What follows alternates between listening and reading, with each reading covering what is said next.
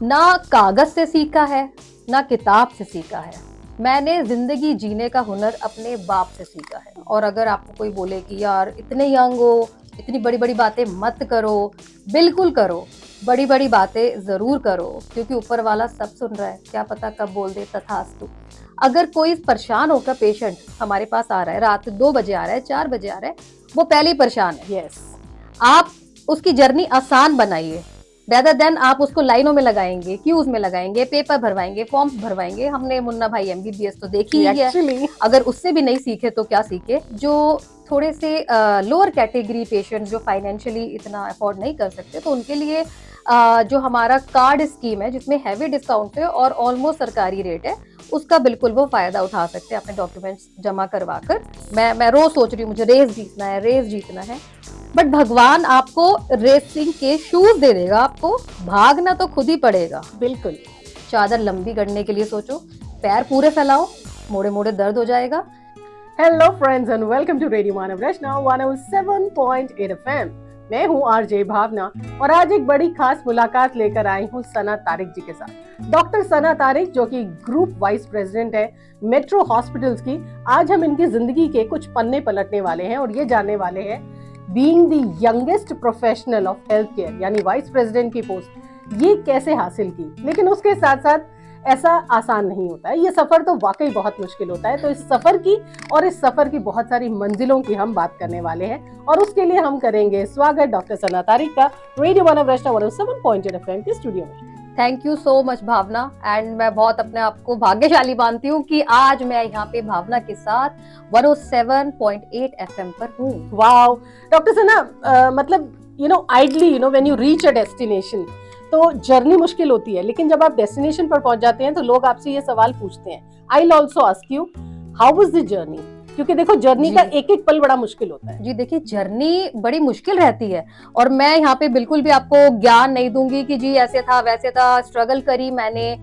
Journey किसी भी इंसान की बहुत ही उतार चढ़ाव से भरी होती है और जब आप किसी भी पोजीशन पे पहुंच जाते हैं तो लोग क्या बातें करते हैं कि यार वो तो इस पोजीशन पे है, यार वो तो ऐसे कर रहा है, वैसे कर रहा है, फलाना ढिमका। Nobody talks about the struggles. Exactly. मैं चाहती हूँ यार वो तबका भी है हमारे समाज में, तो यार बात क्यों नहीं करते हम स्ट्रगल की। और बहुत स्ट्रगल करना पड़ता है। एक तो आप यंग है, दूसरा फीमेल है, यस, तो भी स्ट्रगल जो है वो डबल हो जाता है। बिल्कुल। बट मुझे ऐसा लगता है कि जब आंखों में अरमान लिया, मंजिल को अपना मान लिया, वाओ, तो फिर मुश्किल क्या आसान क्या, जब ठान लिया तो ठान लिया। वंडरफुल। मतलब आप देखिए आरजे के साथ बैठकर एक शायरा बन गई है डॉक्टर सना तारिक। बट ये वाकई इन्होंने जो बात कही है वो बहुत सीरियस बात है। एक तो आप यंग हैं, दूसरा आप फीमेल है, और एक तरफ चीजें मुश्किल होती हैं फॉर फीमेल्स, दूसरी तरफ लोग आपकी अचीवमेंट को बहुत लाइट कर देते हैं ये कहते हुए oh she is young and beautiful. Yes, ये एक ऐसी चीज है जो आपकी पूरी मेहनत पर कहते हैं पानी फेर देती है। जी आप ऐसे कैसे अंडर एस्टिमेट कर सकते हैं। मैं तो कहूंगी never under estimate the power of a girl, young girl, a presentable one, beautiful girl. देखिए ब्यूटीफुल तो आपने मुझे बोला है तो थैंक यू सो मच भावना।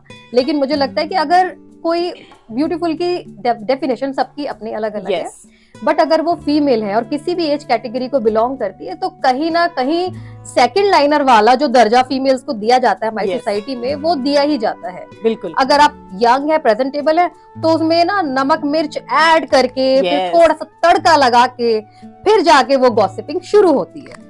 सो आप अगर ये सोच रहे हैं कि ये जर्नी आसान थी, तो डॉक्टर सना तारिक की जर्नी बिल्कुल आसान नहीं थी। इफ यू एस्पायर कि आपको भी आने वाले समय में यंगेस्ट वाइस प्रेसिडेंट बनना है एक हेल्थ केयर इंडस्ट्री का, तो you really have to think twice, मेहनत करनी पड़ेगी। बट वही बात होती है यंगेस्ट प्रोफेशनल होना हेल्थ केयर में। What will you call it, share aspiration या फिर कोई पीछे से प्रेशर था कि भाई कुछ करना है। जैसे कई बार होता है ना, पेरेंट्स ने आपके लिए एक पैरामीटर सेट कर दिया है, you have to do this, so then nothing can be done, you are pushed, you have to do it. Yes Bhavna, इसमें मुझे लगता है कि मेरे पेरेंट्स का बहुत बड़ा रोल है, क्योंकि वैसे भी अपब्रिंगिंग जो होती है ना, जो बच्चा देखता है वही सीखता है। मैं खुद एक मदर हूँ तो इस बात को मैं बिल्कुल 100% बोल सकती हूँ कि जो बच्चा देखता है, जिस हिसाब से आप उसके संस्कार डालते हैं, वैसे ही वो लर्न करता है। और इसमें सबसे अहम रोल रहेगा मेरे फादर का, क्योंकि मैंने उन्हें स्टार्टिंग फ्रॉम स्क्रैच से देखा है। काम करते हुए और एक अच्छे मुकाम पे पहुंचे हुए। तो अगर मेरे पापा ये इंटरव्यू सुन रहे हैं तो मैं उनके लिए कुछ कहना चाहूंगी जरूर। यहाँ पे। मैं उनके लिए कहना चाहूंगी कि देखिए, ना कागज से सीखा है ना किताब से सीखा है, मैंने जिंदगी जीने का हुनर अपने बाप से सीखा है। वाह, क्या बात है भाई, वाकई हैट्स ऑफ। लेकिन देखिए, आज के युग में जहाँ पेरेंट्स का एक बड़ा प्रेशर होता है बच्चों पर कि आपको कुछ बनना है, जैसे मैंने देखा है डॉक्टर सना, जो डॉक्टर पेरेंट्स होते हैं उनकी ना दिल में ये ख्वाहिश होती है हमारा हॉस्पिटल है, हमारा बच्चा इसे आगे टेक ओवर करे। जो बिजनेसमैन होते हैं, इंडस्ट्रियलिस्ट होते हैं, मैन्युफैक्चरिंग में या अदरवाइज, उनका ये मन होता है कि हमारा बच्चा इसे टेक ओवर करे जी। लेकिन चैलेंज ये होता है कि how does a child decide?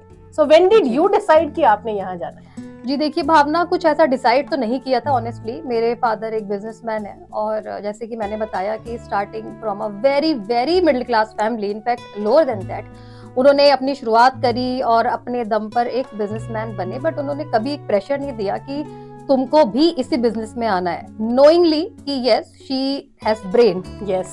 और मैं शुरू से ही काफी रही हूँ academically, I was sound so high, so I'm a gold medalist. Oh wow. Yeah, in clinical research, but he never put pressure on me to become or being into his business. So जब मैंने अपना graduation master सब कर लिया तो मुझे बहुत interest था हेल्थ केयर में, तभी मैंने अपनी चॉइस के सब्जेक्ट्स लिए। Then also he didn't put any kind of pressure on me. और मुझे लगता था कि यार, इतना परेशान होके बंदा एक हॉस्पिटल में जाता है, एक हेल्थ केयर फर्म में जाता है, अगर उसका रास्ता थोड़ा सा आसान हो जाए तो व्हाई नॉट। Yes. और अगर if I can be the part in helping them, then मतलब व्हाई नॉट, ही तो मेरा सौभाग्य होगा एक्चुअली।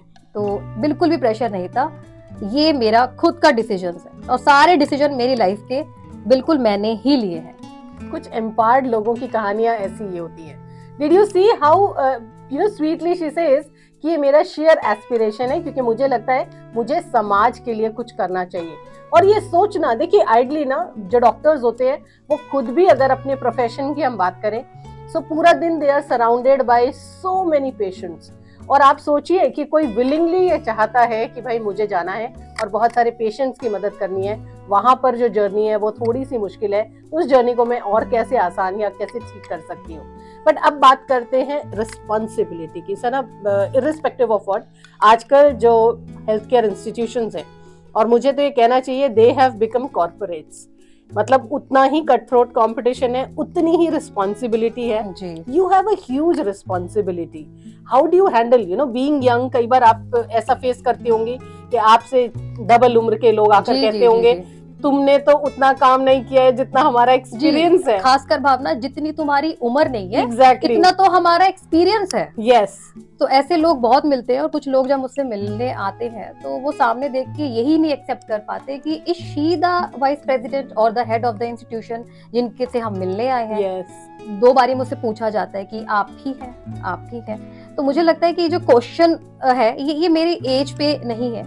एक तो ये है कि यार ये फीमेल है ना, और ऐसे कैसे ये यंग है और इतना बड़ा हॉस्पिटल्स, एक हॉस्पिटल नहीं है, ग्रुप ऑफ हॉस्पिटल्स है, तो कैसे हैंडल कर रही है। और कुछ जो मेल ईगो होती है, तो आई एम सॉरी अगर हमारे कुछ व्यूअर्स को जो कि मेल है बुरा लग सकता है, बट सच्चाई यही है कि थोड़ा सा मेल ईगो जरूर आती है to report to a female boss for those who are just double of my as.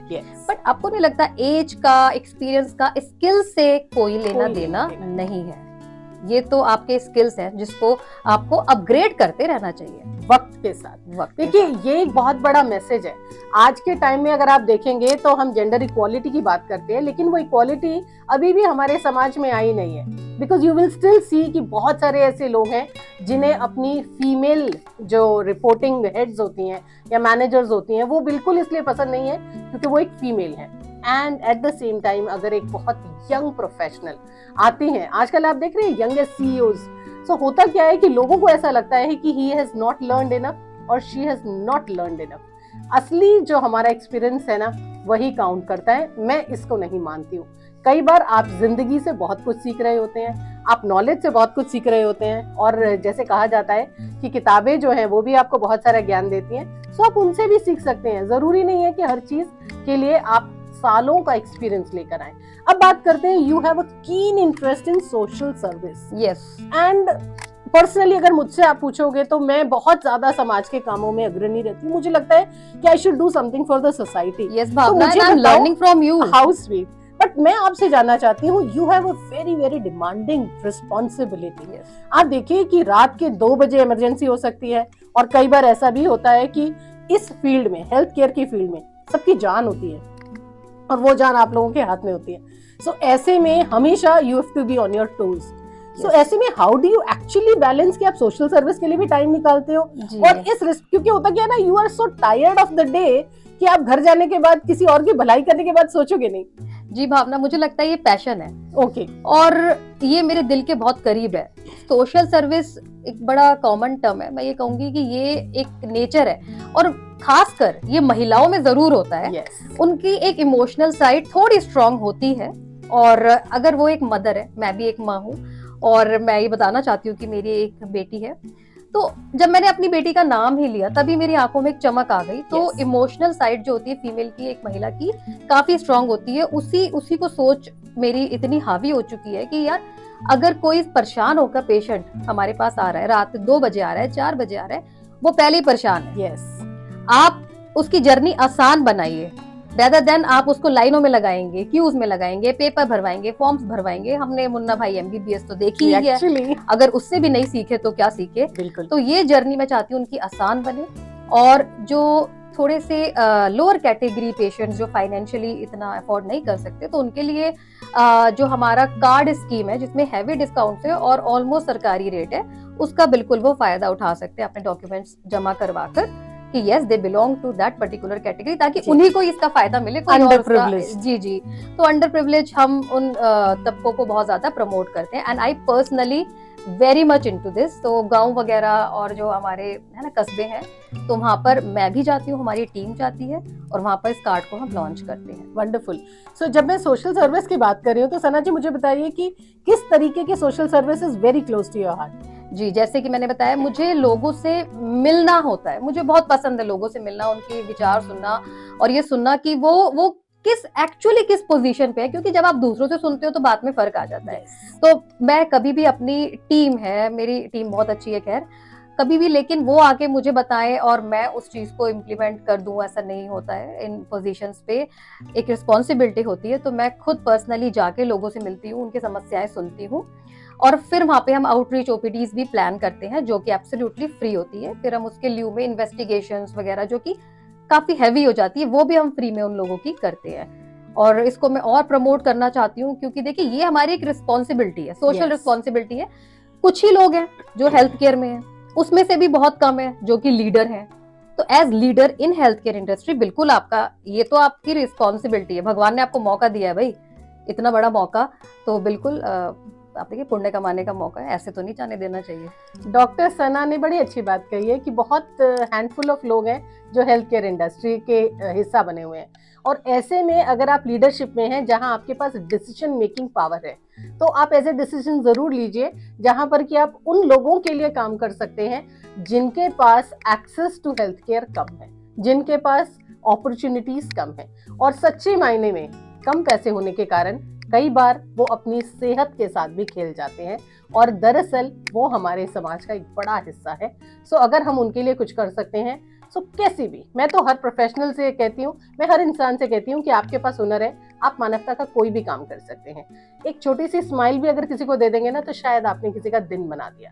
जरूरी नहीं है कि आप पैसों से ही मदद करें, आप अपने हुनर को किसी को सिखा सकते हैं, आप उन्हें किसी भी तरीके से स्वावलंबी बना सकते हैं, लेकिन मदद जरूर करिए। जहां पर आप जिस रिस्पॉन्सिबिलिटी को आप निभा रहे हैं, किसी भी पोस्ट पर आप हैं, अगर उसे ईमानदारी से निभा देंगे ना, तो भी आपने बहुत बड़ा मानवता का काम किया है। तो ऐसी चीजें करते रहिए। अब बात करते हैं डॉक्टर सना रिसर्च की। You are a gold medallist. मुझे बताइए, how did you have this keen interest in research? Generally at young age research के लिए, अगर मैं देखूं आजकल के यंगस्टर से, या अगर मैं बात करूं स्टूडेंट से, तो उन्हें पुश करना पड़ता है। बट आप कैसे इसमें आई and how did you achieve this? देखिए भावना, रिसर्च से जब हम अपनी सोसाइटी में रिसर्च का वर्ड सुनते हैं तो हम सोचते हैं यार साइंटिस्ट होंगे लैब में, हाँ वो एसिड इधर उधर डाल रहे होंगे, कुछ गिनिया पिग्स होंगे, चूहे बिल्ली, उन पे कुछ एक्सपेरिमेंट्स हो रहे होंगे। तो research is not only about that, that is one part of research. तो रिसर्च अपने में एक बहुत बड़ा टर्म है और मेरा इंटरेस्ट हमेशा से यही रहा है कि देखिए आज मैं आपके सामने बैठी हूँ, ये माइक है, ये एसी है, ये लाइट है, this is all outcome of research. Yes, और ये बनाया, रिसर्च करा इसलिए जाता है ताकि हम अपने लाइफ को आसान बना पाए। बिल्कुल। तो क्या होता है ना कि रिसर्च इज द नेसेसिटी, आप जैसे सुना Yes, होगा तो है ना, actually. तो आउटकम ऑफ नीड है। यस, तो अगर जो जरूरत है वो ही प्रेरणा देती है रिसर्च करने के लिए। बिल्कुल। तो उसमें मेरा इंटरेस्ट था और फिर मैंने इसमें मास्टर्स भी करा क्लिनिकल रिसर्च में, जिसमें भगवान की दया से मुझे गोल्ड मेडल मिला। वाओ, फिर उसी को आगे बढ़ाते हुए अभी भी मेरा माइंड जो है वो बहुत ज्यादा ऐसे रहता है कि नहीं यार कुछ नया करना है, कुछ नया करना है। सो अभी मैं दो आपको बताना चाहूंगी recent episode of health care in our hospital. तो हमारे यूरोलॉजिस्ट हैं, उन्होंने फर्स्ट एवर किडनी ट्रांसप्लांट करा है on SSI Mantra 3.0 system, first ever in India. Wow, so it's huge, it's not only about state or interstate, or it's about on the map of India. Yes, And today only आज आप interview record कर रहे हैं, so we have done our first tele surgery.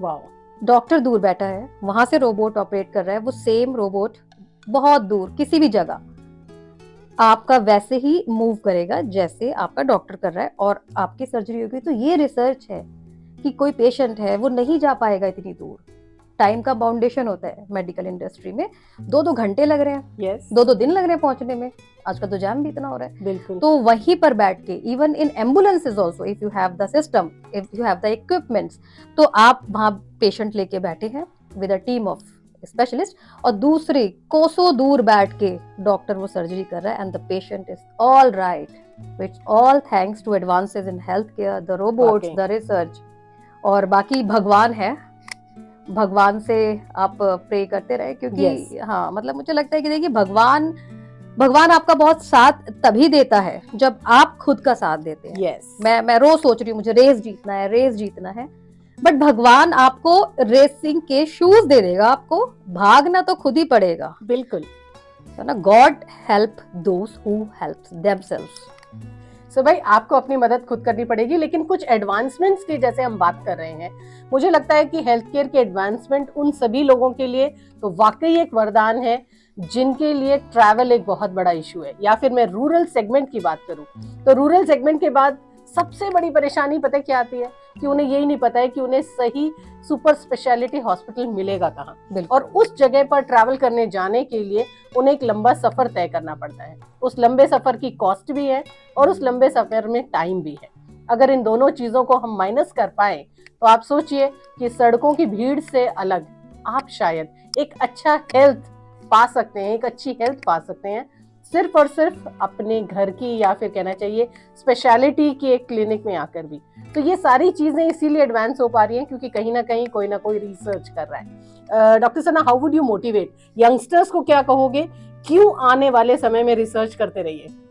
देखिए youngsters को तो मैं बहुत मोटिवेट करती हूँ, स्पेशली फीमेल्स, क्योंकि Yes. मैं खुद एक फीमेल हूँ, तो मैं बिल्कुल समझती हूँ उसका pain, the other side of the Yes. Story, कि भाई एक फीमेल को थोड़ा एक्स्ट्रा एफर्ट तो करना पड़ता है ना। Yes. तो मैं बहुत प्रमोट करती हूँ एक फीमेल टैलेंट को भी प्रमोट करने की। मैं चाहती हूँ कि हर महिला अपना फाइनेंशियल डिसीजन खुद ले पाए, और वो तभी होगा जब वो खुद अपने फाइनेंस अर्न करेगी। Yes. It's not only about your father, your husband, your brother, or the man in your life. Dependency. It completely depends on your capability.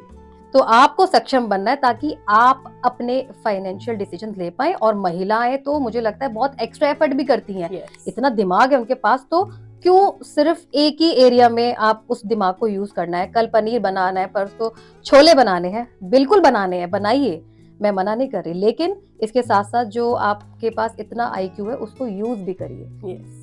क्योंकि finances are the most important aspect of anybody's Any family, life. any life. और आप engage भी होते हैं, देखिए Yes. है ना, वरना इधर की यही सब करते रहते हैं। तो let people talk about you, at least they are talking about you.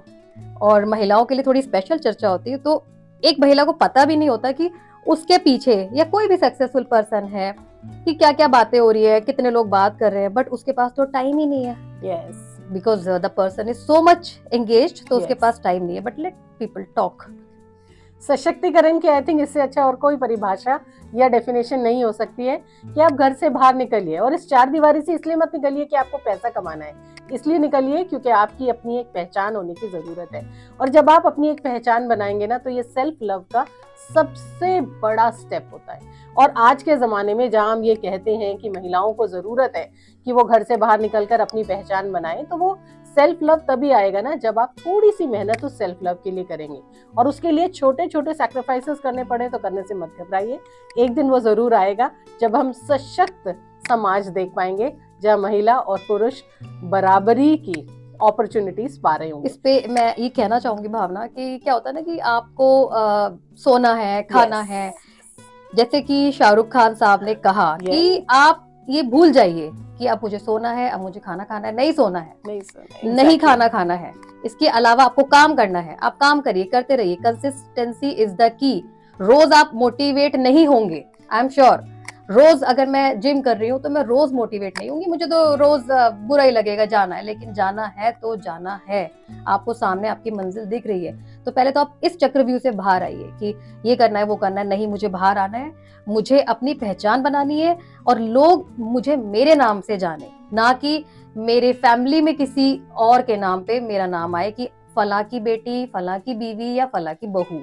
No, उनको मेरे नाम से जानना चाहिए। वाकई they should know by my name. ये बिल्कुल सही बात है, और आई थिंक हर बेटी, हर पत्नी, हर बहू या शायद हर माँ इस बात से बिल्कुल रेजोनेट करेगी।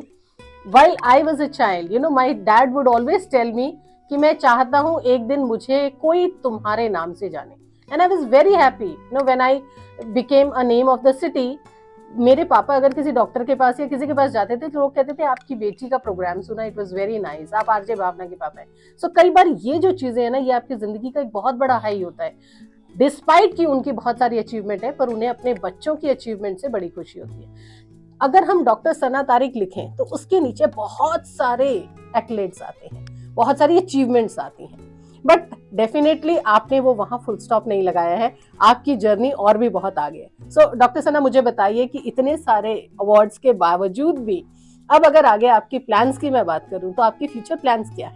मुझे लगता है बस काम करते रहो, काम करो, आप अच्छा करो, बुरा करो, एफर्ट करो, एटलीस्ट आप एफर्ट करो, काम करते रहो, और सर झुका के। पेड़, एक वृक्ष जितना बड़ा होता है उतना ही झुका होता है, तो have that humbleness in you. और आगे मेरे यही है कि अभी तो देखिए जर्नी चल रही है, आपने कहा कि यंग, yes. है ना, तो यंग वाइस प्रेसिडेंट है, तो अभी यंग है, अभी बुढ़ा भी होना है, तो अभी चलेगी जर्नी लंबी भावना। और मैं इसको ये लेके चल रही हूँ कि भाई और मुझे सोशल सर्विस करनी है, और समाज सुधार में अपने आप को इन्वॉल्व करना है, लोगों की मदद करनी है। एंड रिसेंट एडवांसेस जो हमारे हेल्थ केयर में हो रहे हैं, जो रोबोट्स, इक्विपमेंट्स, ये सब मार्केट में है for the betterment and precise treatment of the patient, वो सब एक आम आदमी को उपलब्ध करवानी है।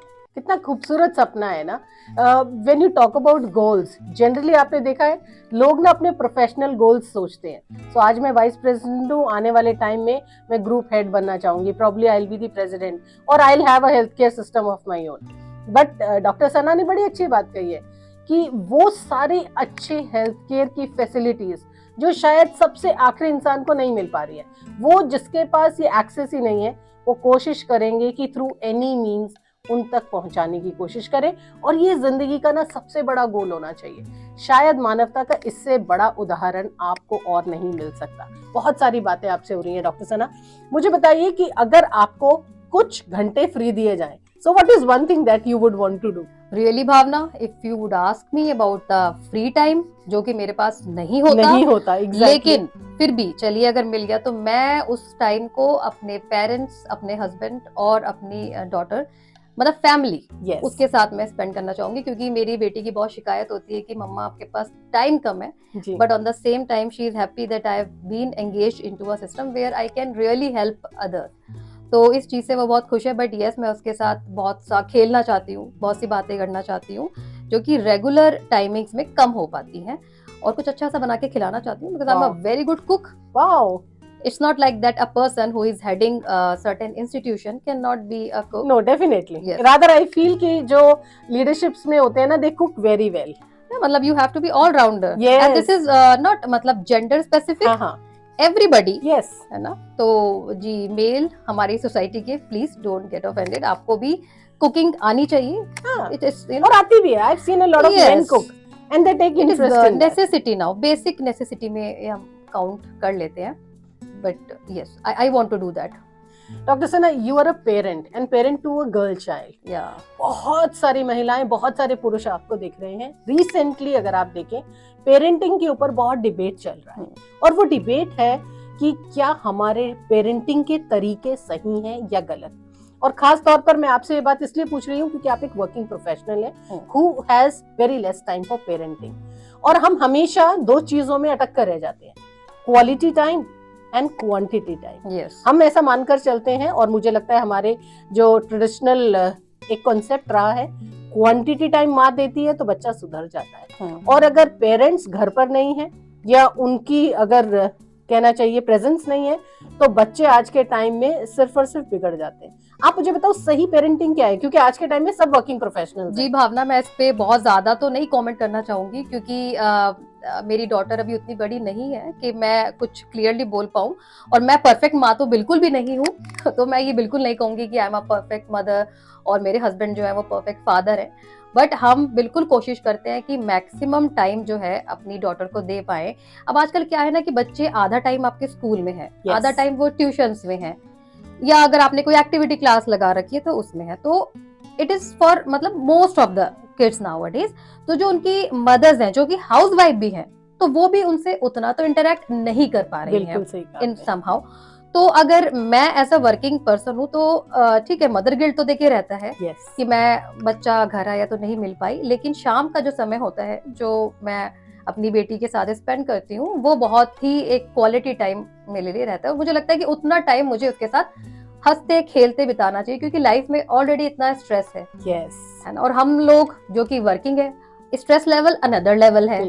तो वो जो आपका बच्चा है, और आप देखते हैं कि जो संस्कार हम डाल पा रहे हैं, आपकी जिंदगी भर की जमा पूंजी है, वो अगर आपका बच्चा जो है संस्कारी निकल जाए, तो अगर वो हो रहा है तो मतलब इससे बड़ा तो भगवान और क्या ही दोगे आप. तो मैं मतलब ये कहती हूँ कि बिल्कुल पेरेंटिंग डिफिकल्ट है, बट ऐसा नहीं है कि पहले के टाइम में थोड़ा ज्यादा टाइम होता था लोगों के पास, आजकल सभी के पास टाइम की शॉर्टेज है. उसके अकॉर्डिंगली चीजें बैलेंस करके कर लेनी चाहिए. आई थिंक पेरेंटिंग का एक अच्छा रूल ये भी है कि अगर पेरेंट्स पूरा टाइम, खास तौर पर मदर अगर बच्चे के साथ होती है, तो वो उन्हें कम वैल्यू करता है. लेकिन अगर आप थोड़े टाइम के लिए बाहर रहेंगे और जब आप उन्हें मिलेंगे तो उसे भी आपकी वैल्यू बढ़ी हुई मिलेगी, and he will regard you. And मैं हमेशा एक चीज कहती हूँ, बच्चे अपने माता पिता से सीखते हैं. सो अगर वो वर्किंग मॉम्स को देखेंगे तो आने वाले समय में उनके लिए ये एक बहुत अच्छी सीख होगी कि वो भी इस पूरे के पूरे समाज में महिलाओं को काम करते हुए देखेंगे, और उनके लिए कुछ भी नया नहीं होगा. बहुत सारी बातें आपसे की डॉक्टर सना, पर अब मुझे ये बताइए कि जाते जाते आप हमारे सभी लिसनर्स को क्या मैसेज देकर जाना चाहती हैं? जी भावना, इतना लंबा इंटरव्यू हुआ, काफी सारी चीजें डिस्कस हुई, तो एक picture on the other side of the story भी थोड़ा सा लोगों को दिखी जी, other than my professional side. और मैं यही कहना चाहूंगी कि be kind, but you know आप रहिए बोल्ड, थोड़ा सा हम्बल भी रहिए. आप जब तक बोल्ड नहीं बनेंगे तब तक चीजें नहीं होंगी, क्योंकि क्या होता है, हिस्ट्री बोल्ड लोग ही लिखते हैं, नॉर्मल लोग उसे पढ़ते हैं. और दूसरी चीज, अगर आपको कोई बोल रहा है कि भाई देखिए जितनी चादर है उतने पैर फैलाओ, बिल्कुल ऐसा मत करो.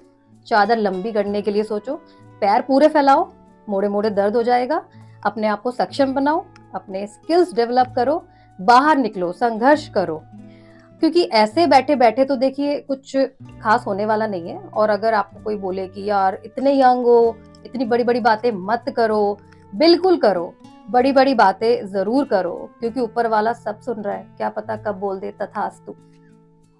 This is so very good. मैं इस बात में ना बिल्कुल बिलीव करती हूँ कि हमेशा कोशिश करो कि आप अपने सपनों को जरूर पूरा करो. अपने सपनों को मारने की जरूरत नहीं है, क्योंकि जीवन तो एक ही मिला है, इसमें भी सपने पूरे नहीं करेंगे तो बताइए मुझे कब आप पूरे करेंगे। बहुत ही खूबसूरत सा संदेश एंड एक्चुअली बहुत सारे लोगों को आज आपने मोटिवेट किया है डॉक्टर सना। थैंक यू भावना। शायद आज के बाद से वो अपने पैरों को नहीं मोड़ेंगे, अपनी चादर को बड़ा करने के बारे में सोचेंगे, मोटिवेट होंगे कि वो समाज में कुछ अच्छा कर सकते हैं। तहे दिल से धन्यवाद कि आज आप यहाँ पर आए और हमारे सभी लिसनर्स और व्यूअर्स के साथ इतना अच्छा इंटरेक्ट किया। Thank you so much Bhavna, thank you so much. दोस्तों वक्त है आपसे इजाजत लेने का, लेकिन आप कहीं नहीं जाने वाले हैं। आप हमारे इस चैनल के साथ जुड़े रहने वाले हैं और रेडियो मानव रचना 107.8 FM के साथ अपना प्यार यूं ही बरकरार रखने वाले हैं। Feel good, feel like.